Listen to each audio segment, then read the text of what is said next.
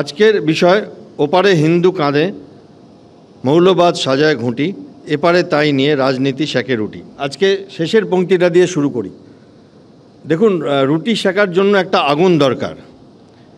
এবার দুঃখের ব্যাপার এই যে বাংলাদেশ তার জন্মের অনেক আগে, মানে যে জায়গাটাকে আমরা আগে পূর্ব পাকিস্তান বলে জানতাম, সেখানে কিন্তু আগুন জ্বলেই আসছে।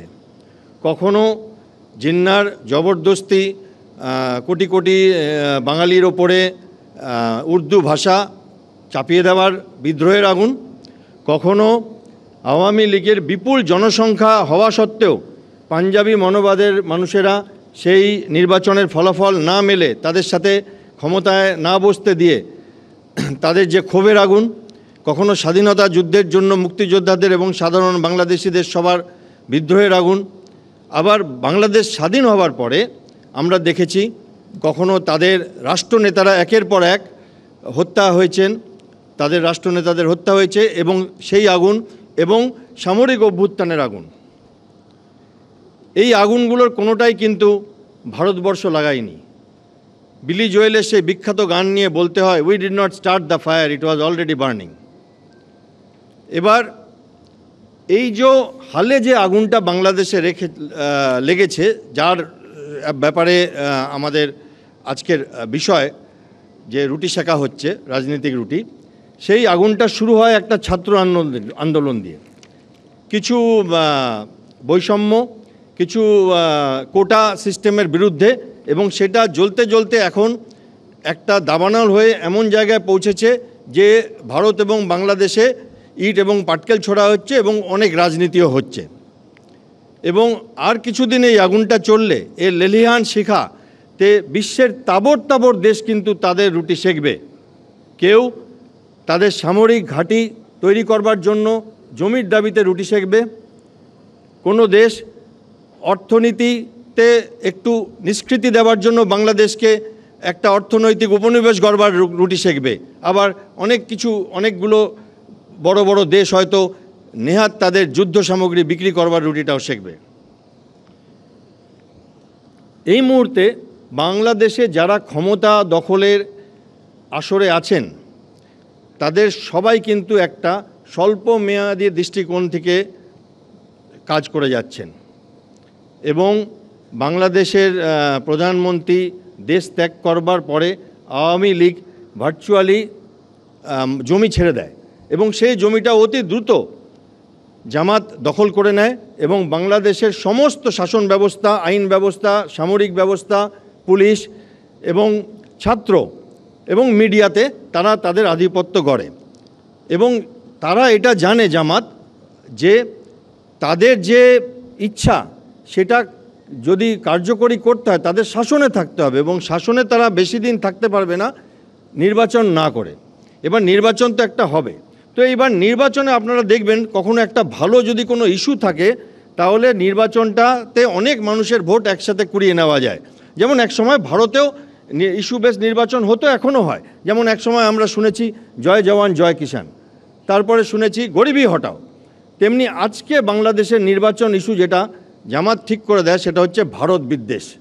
এবার যখন এই ইস্যুতে পরপর তারা বক্তৃতা দিতে শুরু করেছে, নরম গরম আওয়াজ আসছে, তখন বাংলাদেশের যে দ্বিতীয় বৃহত্তম পার্টি বিএনপি, তারাও শুরু করে দেয়। তাদের নেতারা ভারতের পণ্য পোড়াচ্ছে রাস্তায়, এবং তাদের নেতারা কাউকে ছাড়ছে না ভারতবর্ষের, এবং তারাও এই ব্যাপারে একটা কম্পিটিশন দিতে শুরু করে দেয়। যে যত গড় লোকরাবে, এখন দেখা যাচ্ছে সে তত বেশি ভোট গোটাতে পারবে। তবে এইটা কিন্তু ভারত বিদ্বেষের রাজনীতি আমাদের আশেপাশে খুব নতুন না। অনেক বছর আগে নেপালে এই ভারত বিদ্বেষের রাজনীতির হাত ধরেই সরকার বদল হয়, এবং হালে আজকে মালদ্বীপসে যে সরকার, সেই দেশের সরকার ক্ষমতায় আসে ইন্ডিয়া আউট থিওরিতে, পালে হাওয়া দিয়ে। এবার আসি মৌলবাদের কথায়। দেখুন, প্রধানমন্ত্রী দেশ ছাড়ার পরে বাংলাদেশে হিন্দুরা দাঁড়িয়ে মার খাচ্ছে, মন্দির ধ্বংস হচ্ছে। তবে এটা ব্যতিক্রম কিছু না। আপনি যদি দেখেন, উগ্র চরমপন্থী মৌলবাদীদের এটাই রীতি। আমরা আগে এই ঘটনা ঘটতে দেখেছি পাকিস্তানে, আফগানিস্তানে এবং হালে সিরিয়াতেও। এবং প্রধানমন্ত্রীদের দেশ ত্যাগ এবং সংখ্যালঘুদের ওপর আক্রমণ সেখানেও হয়েছে। আপনি আফগানিস্তানে কোনো গির্জা বা মন্দির সেরকমভাবে দেখবেন না। পাকিস্তানে মন্দির এবং গুরুদ্বারা অনেক ধ্বংস হয়েছে, এবং এখন সেটা বামিয়ান বুদ্ধ হবে না গুরুদ্বারা হবে না ইসকনের মন্দির হবে, সেটা মৌলবাদীদের উপর নির্ভর করে, বাট ট্রেন্ডটা একই রকমের মোটামুটি থেকে যায়। এবং এরা যে কেউ ইতিহাস মানতে চায় সেটাও না, ভূগোলও মানতে চায় না। ভৌগোলিক কিছু বাধ্যবাধকতা থাকে একটা দেশের, সেটা মানতে চাইছে না। জানি না এর পরিণতি কোথায় হবে। এবার মৌলবাদীরা থেকে থেকে হুমকি দিয়ে যাচ্ছে। কেউ বলছে যে ত্রিপুরা দখল করে নেবে, কেউ বলছে নর্থ ইস্টার্ন আমাদের উত্তর পূর্ব ভারতের 7টা রাজ্য দখল করে নেবে, কেউ কলকাতায় পৌঁছে যাবারও হুমকি দিয়ে যাচ্ছে। কোথা থেকে আসে? এবং দেখা যাচ্ছে টিভির পর্দায় যে একজন মানুষ উগ্রভাবে এই বক্তৃতাগুলো দিচ্ছে এবং কিছু তার সমর্থক পিছন থেকে ভেড়ার পালের মতো ম্যামা করে ডাকছে। এইরকমভাবে কিছু হয়? এই কনফিডেন্স আসছে কোথার থেকে? আপনাদের চীন আর আমেরিকা আসবে আপনাদের হাত ধরতে মনে হয়? আচ্ছা, আগের বার কি এসছিল 1971-এর সময়? কেউ আসেনি তো, এবারেও আসবে না। তখন তো আমেরিকা ভারতের প্রায় 70 দেশ ছিল। আর এখন আমি আপনাদের একটা কথা বলি যে এই বছরে ভারতের সাথে আমেরিকার একটা ডিফেন্স ডিল হয়েছে, যাতে ভারত আমেরিকাকে $24 বিলিয়ন US ডলার দেবে কিছু ডিফেন্স সামগ্রী কেনবার জন্য। বাংলাদেশি টাকায় কটা শূন্য পড়ে যদি আপনারা হিসাব করেন বুঝতে পারবেন যে এই পকেট যাদের থাকে তাদের সঙ্গে কোনো সভ্য দেশ বিরুদ্ধাচরণ করে না, এবং এটা সম্ভবও হবে না। তাহলে কে আসবে? হ্যাঁ, পাকিস্তান আসবে। ভালো কথা, তারা তো আগেও এসছিল। যখন 1971-এর লড়াই হয়েছিল, ভারতীয় সেনাবাহিনী একসাথে হিলি, খুলনা, ছাম, জড়িয়া, লোঙ্গেওয়ালা একসাথে হ্যান্ডেল করেছিল। কি হয়েছিল সেই যুদ্ধের ইতিহাস আবার দেখে নেবেন, অনেক সিনেমা আছে, অনেক ইতিহাসের বই আছে, পড়ে নেবেন। এবার এই যে এরা ইতিহাসের বিস্মৃতি ভারতীয় সেনাদের প্রতি একেবারে কোনো রকম কথা না বলে তাদের সেনা অধিকারীরা বলছে তারা নাকি কলকাতায় পৌঁছে যাবেন, এবং সেই নিয়ে আমরা টিভিতে হাসাহাসিও শুনছি। এই নিয়ে আমার আগের দুজন বক্তা হুমায়ুন আহমেদের নাম নিয়েছে, তো আমি সোজাসুজি এই অনির্বাণ আপনি যেটা বললেন জ্যোৎস্না ও জননীর গল্প, তাতে হুমায়ুন আহমেদ বইয়ের শুরুতে মুখবন্ধে লিখছেন, ভারতীয় সেনাবাহিনীকে ছোট করে দেখানোর একটি প্রবণতা আমাদের আছে। আজ থেকে 50 বছর পর কেউ যদি বাংলাদেশে প্রকাশিত মুক্তিযুদ্ধের সম্বন্ধে ধারণা করতে যায়, তাহলে তারা ভারতীয় সেনাবাহিনীর বিষয়ে কিছুই জানতে পারবে না। লেখকরা হয়তো ভেবেছেন এতে আমাদের মুক্তিযোদ্ধাদের গৌরবহানি হবে। ঋণ স্বীকারে অগৌরবের কিছু নেই। মহান জাতি, মহান মানুষ ঋণ স্বীকার করে। আমি আমার এই বইতে বাংলাদেশের স্বাধীনতার জন্য যেসব ভারতীয় সৈন্য প্রাণ দিয়েছেন তাদের একটা তালিকা দিতে চেয়েছিলাম, যাতে পাঠকরা এই দীর্ঘ তালিকা পড়ে একবার শুধু বলেন, আহারে। তালিকা শেষ পর্যন্ত দিলামই না, কারণ তাতে বইয়ের পৃষ্ঠা সংখ্যা আরও 100 বেড়ে যেত। আনকোট। হুমায়ুন আহমেদ আক্ষেপ কোথায় জানেন? যে হুমায়ুন আহমেদ বলেছিলেন 50 বছর পরে। এই বই ছাপা হয় 2004 সালে, আজকে 2024 সাল। 20 বছরের মধ্যেই তারা তাদের নিজের ইতিহাস ভুলে গেছে।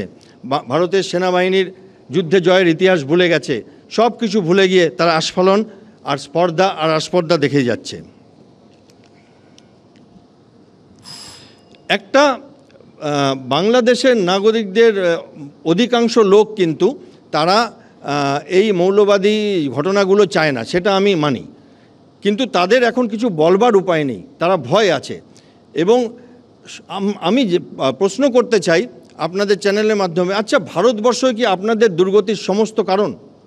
আপনারা আপনাদের যে মহান ক্ষমতা সেটা পৃথিবীতে ছড়িয়ে দিচ্ছেন না কেন? কেন মাইক্রোসফট, গুগল বা ওয়ার্ল্ড ব্যাংকের চেয়ারম্যান হচ্ছে না কোনো বাংলাদেশ বংশোদ্ভূত কেউ? কেন মহাকাশে সুনিতা উইলিয়ামসের মতো বাংলাদেশি কোনো মানুষকে আমরা দেখতে পাচ্ছি না? কেন আপনারা বিশ্বকাপ ওয়ার্ল্ড ক্রিকেট জিতে নিচ্ছেন না? অনেক বছর তো অলিম্পিকে পার্টিসিপেট করছেন, কেন ছিনিয়ে আনছেন না 10-12টা অলিম্পিকের মেডেল? অলিম্পিকে আস্ফালন এবং আস্পর্ধার কোনো মেডেল নেই, না হলে সোনা, রূপো, ব্রোঞ্জ আপনারা 3টেই পেয়ে যেতেন। ভারতকে দোষারোপ করে আর কতদিন চালাবেন? প্রধানমন্ত্রীকে তাড়িয়েছেন ভালো কথা, কিন্তু তার অন্তর্বাসের নিয়ে যে নাচটা করেছেন টিভি পর্দাতে, সেটা কি ভারতবর্ষ থেকে শিখেছিলেন? আমার মনে হয়, আমি আশা রাখি যে আপনাদের মধ্যে একটু সুমতি আসবে। এই অন্য ধর্মের লোকেদের পেটানো, বিচার ব্যবস্থাকে অগ্রাহ্য করে গণধোলাইয়ের নিদান দেওয়া, এইগুলোর থেকে দূরে আসুন। চীন আসবে না আপনাদেরকে সাহায্য করতে। গালওয়ান খুব বেশি দিন হয়নি, তারা জানে। আমেরিকাও আসবে না, লিখে দিলাম।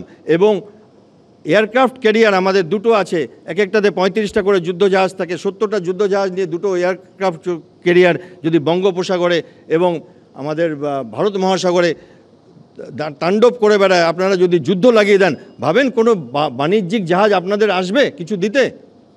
কোন মূর্খের স্বর্গে আপনারা বাস করছেন? তবে এতে কয়েকটা ইতিবাচক দিক আছে। সেটা হচ্ছে ভারত যে ধৈর্যের পরীক্ষা দেখাচ্ছে, এত উস্কানিতেও কোনো রকম যুদ্ধ ব্যাপারটা এখনও অবধি ভারতবর্ষের সর্বোচ্চ স্তর থেকে আসেনি, সেটা ভারতবর্ষের জন্য একটা সুদিক। আরেকটা দিক কি হচ্ছে জানেন, যে যারা অন্যান্য বিশ্বের বড় বড় দেশগুলো, তারা কিন্তু দেখে রাখছে যে যারা আপনাদের হেল্প করেছিল, সাহায্যের হাত বাড়িয়েছিল, তারা দেখে রাখছে যে তাদের সেই হাতে আপনারা কেমন কামড় দিচ্ছেন। তাই জন্য বেশিরভাগ বিশ্বের দেশগুলো চুপ আছে, উন্নত ইসলামিক দেশগুলো চুপ আছে। আপনারা আপনাদের দেশে মন্দির ধ্বংস করছেন এবং আমরা দেখছি আমাদের প্রধানমন্ত্রী গিয়ে আবুধাবিতে মন্দির উদ্বোধন করছেন। তারাও তো ইসলাম করে। তাদের কাছে আপনাদের কি স্ট্যাটাস আমরা জানি, আমি এই দেশগুলোতে দেখেছি। এবং আমি বলছি আপনাকে, পাকিস্তানের কাছেও আপনাদের কি স্ট্যাটাস একজন ইসলাম ধর্মের মানুষ হয়ে, সেটাও আমি ব্যক্তিগতভাবে জানি। এই নিয়ে বেশি কিছু বলতে চাই না। সুমন এক শামসুর রহমানের নাম বলেছেন, আমি শেষ করব তার একটা ছোট্ট উক্তি দিয়ে। স্বাধীনতা তুমি রবি ঠাকুর, অজর কবিতা, অবিনাশী গান। স্বাধীনতা তুমি কাজী নজরুম, ঝাকলা চুরের বাবরি দোলান। আমি ঈশ্বর, যিশু, ভাইগুরুকে প্রার্থনা করি, আল্লাহর কাছে দোয়া মানি, আপনাদের সুবুদ্ধি আসুক, সুমতি আসুক, আপনারা শান্তিতে থাকুন, ভারতবর্ষের থেকে দূরে থাকুন, কিন্তু উন্নতি করুন জীবনে। না হলে কোনো একদিন হয়তো ভারতবর্ষের ধৈর্যচ্যুতি হবে, তখন আপনাদের ইতিহাস এবং ভূগোল দুটোই কিন্তু শেষ হয়ে যাবে।